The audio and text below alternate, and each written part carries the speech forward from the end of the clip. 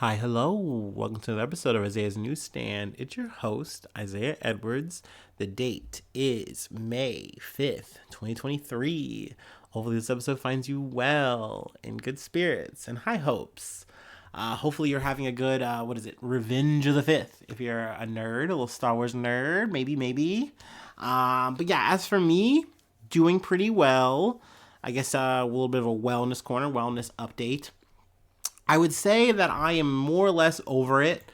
Like, I'm good, but I definitely still have like a soreness of the throat, a little bit of like chest tightness, whatever. So that's no fun, but we rise. Overall, today was good. I'm not gonna lie, not to like be a weird little work pig or whatever, but today was a weirdly good work day for me. Um, in like an annoying way. So I start my day and I couldn't start my day because, if you guys don't know, I usually am filling up a trash compactor full of cardboard. That is my mission every day when I walk into my job. And I couldn't do that because it was already filled up from the night before. So I had to wait. Usually that means like the trash guy, had some issue or they didn't have a person, so maybe they're not even going to show. I won't know until the day kind of gets to a certain point. But after about an hour or so, they do that. And I'm like, all right, cool. So that means I'm probably going to get some overtime. Honestly, part of me always hates that. Another part of me is all like, ugh, gotta get this bread though. I could use this money so I don't have to fucking cry as much paying all these bills and shit, trying to live. But at the end of the day, I was like, fuck, now like they came, we can get to work, let's go. I'm done sitting around, yucking around with the fucking maintenance crew, whatever. So I was just weirdly determined to like get the job done. Sometimes I just get like that. It's like the little bit of a workhorse in me or whatever. Plus, I just know that they like need these buggies that filled up with cardboard, and I need to like get them out to them, whatever. So I got lucky in two ways. One, I had a person who came down to help me because they had time and made time, and that was awesome. Most times they do, at least as of late, and I was like, yay, awesome. So they came down like multiple times to help, so that was really cool. That was super clutch. And like, I was working to the point of sweating. And granted, I mean, it got hot. We started today off in the 30s in Ohio. Fuck. Ugh. But then it gets up to like 70s. So, right now it's 73. And so I'm sweating. I'm in all black. I got my joggers on. I was like, man, I wish I could have had shorts, but I was literally freezing in the morning. I was cold. So I'm working up a sweat. And I'm like, man, I really just want to get this done. At the same time, if I get some overtime, once again, it's good. I'm talking myself up. Like I said, I could use some chill time though. Anyway, long story short, I get done, no OT, and so I'm like, yeah, we worked pretty hard today. Not that I feel good about that in the sense of like, yeah, good hard work pays, like, because I know it fucking doesn't. Not in this fucking society, not on this paycheck. But it just feels good to like, get my job done. Like, oorah, we did it. I don't know. Let's see, other things to talk about myself. Food corner, nothing crazy. I had my a Mexican bowl that I usually make once a week. It was really good, as per usual. So yeah, not to toot my own horn or anything, but I like my food when I do it right. So, that's easy enough, right? So yay. Everything's been good in the hood. But yeah, we can go ahead and talk about some news. Let me take my break. It's Friday, TGIF. If you're listening to this, hopefully you're enjoying your day, your time. I know this doesn't always catch people on the day, but obviously, you can take a break with me if you'd like.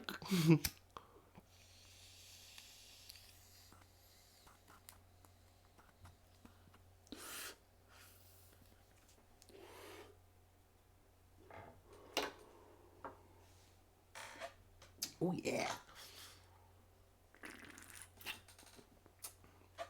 All right, we're in the groove. From CNN, suspect arrested after 8 killed in Serbia's second mass shooting in 2 days. Now, when this initial story dropped, I thought I was reading the same story again. And I was like, no, like 8 people in Serbia, I just covered this. Like, that's the same thing. And like, I had to like, it had to be reinforced. Like, no, dude, this is the second in this week. And I was like, God damn shit, dude.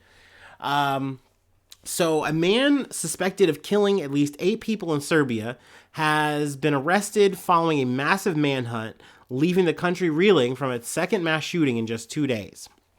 The latest shooting happened late on Thursday night when an attacker opened fire in the village of Dubona, about 60 kilometers or about 37 miles southeast of the Serbian capital Belgrade. He then fled the scene before later opening fire in 2 other villages, Mali Orasci and Sepsin. Try that. So I mean, it was like, it's crazy. Like, they're doing their own little, like, little America over there. That was not expected. We have, though, reference that, they do have this, like, undercurrent of just, like, guns that are potentially available, just from, like, shit that's happened in 1990s. So it's just crazy that it's happened just so close. I don't know about any motives or anything like that. The suspect was 21-year-old named Euros B, who was arrested on Friday morning. Also, get this, do a little inventory check. Serbian police confiscated 4 hand grenades from the home where the suspect was hiding. That's like some fucking Resident Evil level loadouts, dude. That's insane. Like, I don't know what the vibe is. Also, there's a potentially scary situation for this one resident, Milos oh gosh, forgive me, Stanislavovic. I tried. I'm sorry, Milos.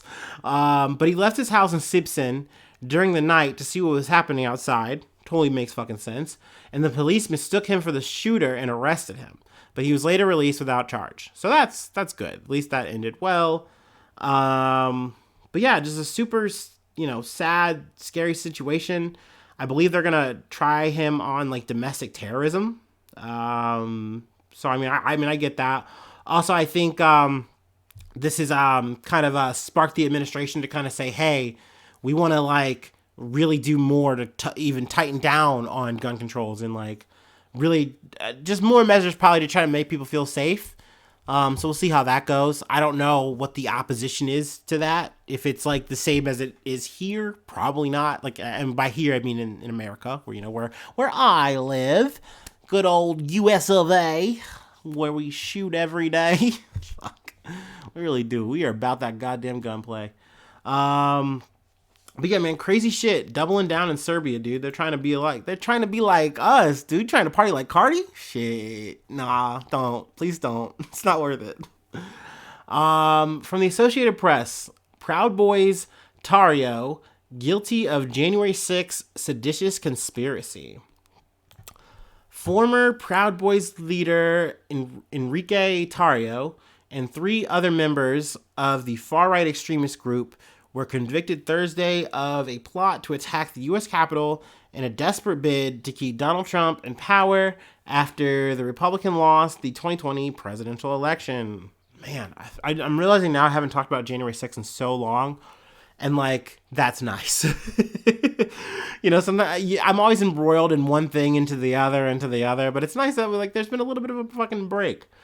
Let's see, Tarrio, and 3 of his lieutenants were found guilty of seditious conspiracy. It's a fucking big-ass charge. It's been a very long time since something like that has been, successfully launched against someone. But there was also a 5th defendant, Dominique Pezzola. He was cleared of the sedition charge, but he was convicted of other serious felonies. The judge excused the jury without delivering a verdict on some counts, including another conspiracy charge for Pizzola, after jurors failed to reach a unanimous decision. Also, when it comes to the sentencing, it's going to be a bit until we hear how that's going to go. And, obviously they're going to have to, like, I guess, do a little bit back and forth to figure that all out. But yeah, I mean, obviously this is a big milestone moment in this whole, aftermath of January 6th. We've covered a lot in terms of the Oath Keepers or whatever the fuck. Oh yeah, let me cover the names of the other people before I get into that. Let's see. There was Ethan Nordine, Joseph Biggs, and Zachary Reel. And they were also convicted of obstructing Congress, certification of Biden's electoral victory, and obstructing law enforcement, as well as two other conspiracy charges. Let's see here. But yeah, the Oath Keepers, I think their sentencing is going to be coming up soon. But Stuart Rhodes was already, tried. We've covered him. We've talked about that. It's old news. But yeah, like Tarrio, I think definitely wanted to try to make the defense of like, hey, I wasn't even there. Like, I wasn't there. You guys are trying to put what Donald Trump did on me. Yada, yada, yada. At least this is what his lawyers are trying to, portray. That was their game plan. But it's very clear with the evidence, the back and forth that, they had, more or less recorded, obviously, the text and everything like that was just like, no, you were running this whole show, pulling the strings, and not to mention, you were happy that this happened, that this was a success for you, that this whole fucking riot fucking happened.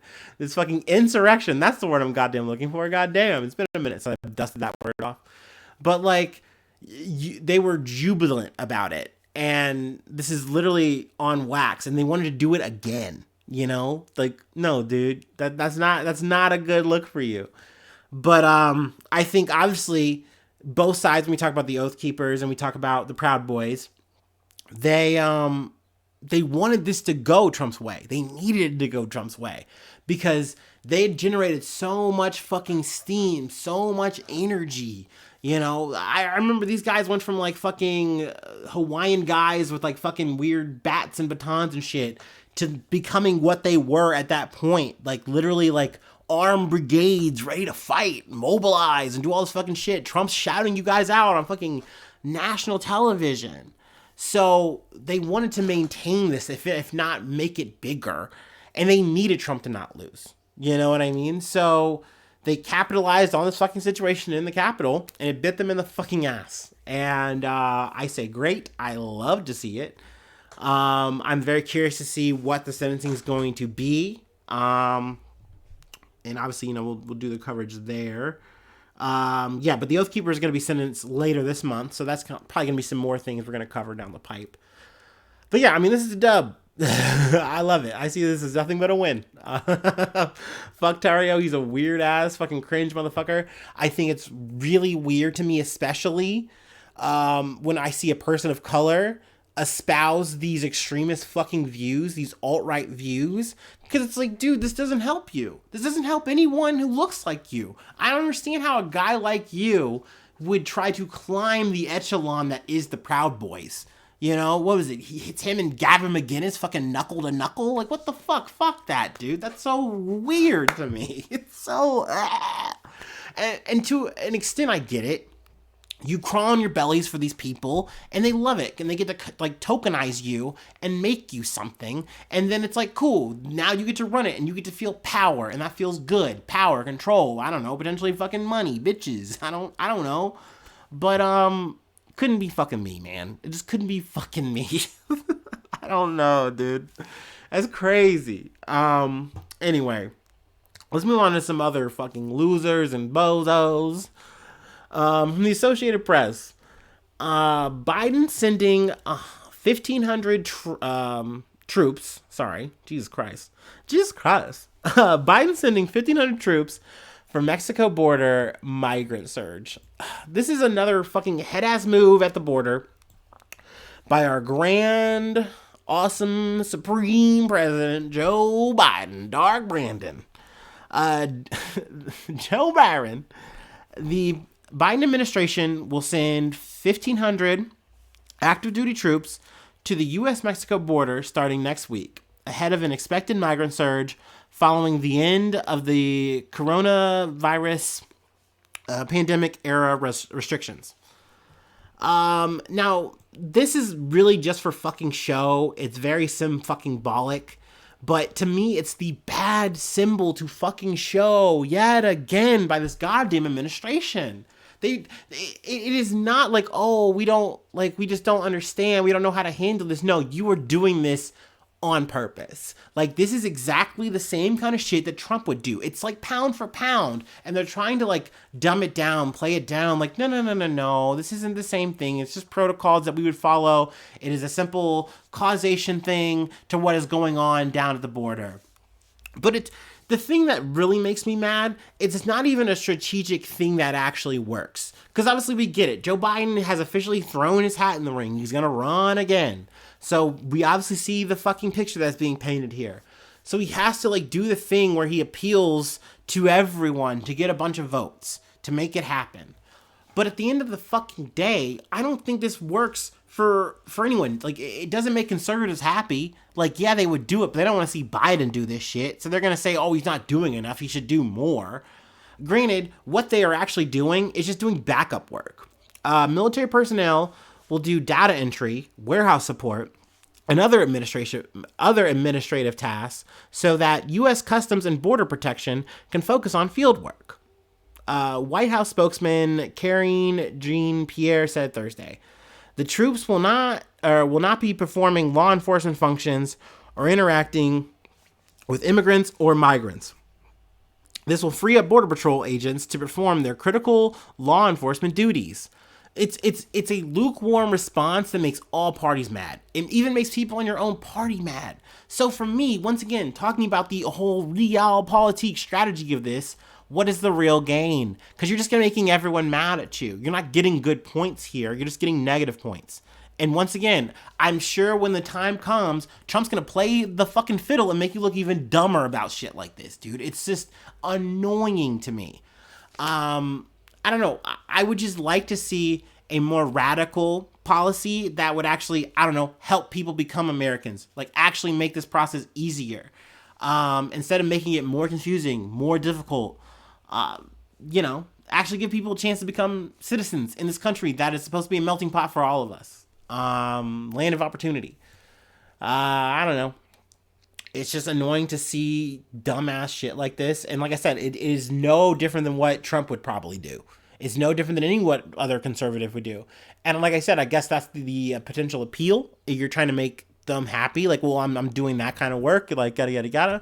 But like I said, they'll just still say you're not doing enough to help out the effort. Brother. It's not yee enough.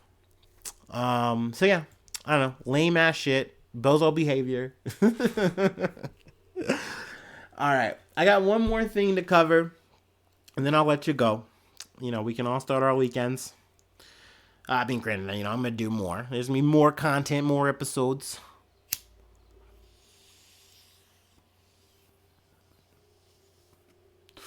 Y'all know I got nothing better to do.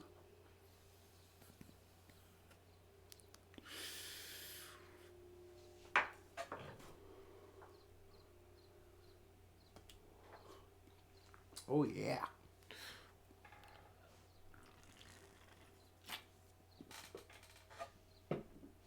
All right. Thank you for bearing with me. I got to talk about some news.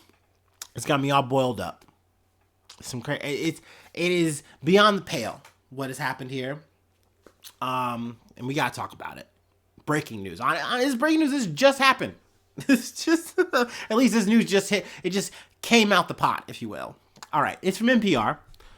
A massive dump of pasta in New Jersey sets off a fury of interest and also a fury. I don't think they killed it with that headline, but that's okay, NPR. I still love you. Sadly, it's not unusual for things to be dumped in New Jersey. Sheesh, kapow! But a recent case brought a new twist. Hundreds of pounds of pasta left along a local brook, and a mystery about who did it and why. So yeah, the part of the thumbnail is literally just a pile of what I'm believing to be angel hair pasta in the middle of this wooded ass area. And there are several pictures out there of just different varying kinds of pastas, a little bit of the elbow, the macaronis, just all kinds, just strewn about the woods in various piles and formations. It's not quite determined whether or not this is cooked pasta or not, because there was a bit of a rain that has taken place. But it's believed, at least alleged by, people on the scene, to be like hundreds of pounds of pasta just left. Workers in Old Bridge Township found 15 wheelbarrow loads of illegal dumped pasta along a creek in a residential neighborhood. The pasta came in a variety of shapes, from spaghetti to macaroni, mounds of it sitting along a wooden bank of Iresick Brook. Photos from the scene set off a range of reactions, from pasta puns to bafflement over who would do such a thing. Now, Nina Justin Janowicz, they kind of have her as like the main witness they talk to. And she does make a lot of good points. I'll read a quote actually from her, or at least from this article. For her, it's not who dumped the pasta, but why. While people fixate on the Pastagate aspect of the story, as Jeswith says, the story is really about the fact that in Old Bridge, we do not have bulk garbage pickup, which has been a point of contention for the entire time I've lived in this town, 23 years. So she definitely takes the time to kind of say, hey, let me platform here a real issue and probably why this has happened. Like, literally, the potential culprit has left all this pasta because there's just no real trash dump here. Like, there's nothing that you can really do. No one can really afford it. And apparently, the town isn't going to pay for it. So we're just left to our own devices to do with this trash. And this person, this potential entity, has just left this pasta in the fucking forest. So obviously that's like, oh shit. So it's like, wait, you know what's going on here. Like, obviously, okay, let her cook. But, like, you know what's up, what's going on. But potentially, I think it's alleged that it's potentially a person who's lived in the area. And, this is kind of like a known dumping area, period. And this person's mother had died. And it's believed that, like, they just couldn't get rid of the pasta, so they had to get rid of it that way. Now, naturally, that made me think at the end of all this that it's like, whoa, wait a second. You're telling me one person, this one potential lady, she has that much pasta in her pantry?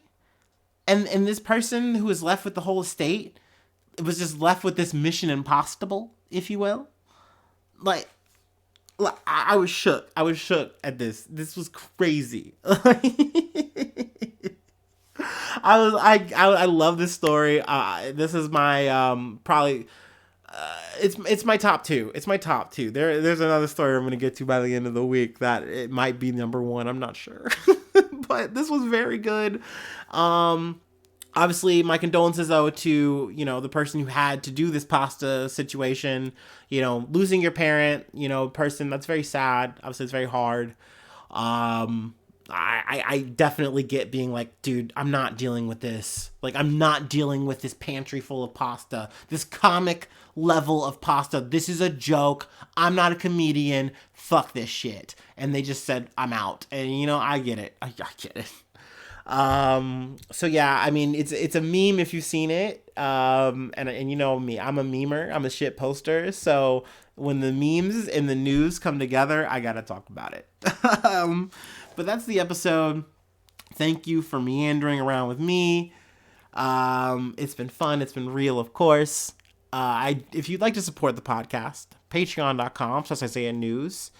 You get access to bonus content I do every week. Also, you get a hot link to the Discord. I will say the Discord, though, is free. You just got to hit me up. Just find me online, in person. I'll shoot you that link. Also, you get a shout out, though. You get Newsy Status. With Newsy Status, like I said, you get a roll call. I will say your name on the podcast if that's something you fancy. Also, I'll plug a project thing that you're doing. Also, if you want to shoot me any news, like, newsies get top priority on that. I want to, see your news. I'm like your Jameson, and you give me your pictures, and the pictures are news, and I'm looking for Spider-Man. This is a bad analogy. But, you're part of the process. That's cool, right? But free ways to hit me up, though. IsaiahNews1@gmail.com. And then also I'm on Facebook. I'm on Twitter. I'm very social. I like to like I said, shit posts, memes, news. That's me all the time. So yeah, you can find me there. Also, we do have the YouTube. I don't know if you're listening on that. If you wanna hit that bell and subscribe, do that if you're on Spotify or Apple or whatever platform you're listening to me on. And please rate me highly or whatever you think. The better this is cool. That's good for vibes. Do the thing that's high vibrational. All right, that's really all I got. Thank you for listening. Thank you for being a friend. And hopefully I see you soon for some more good news. I love ya. Bye-bye. Mwah.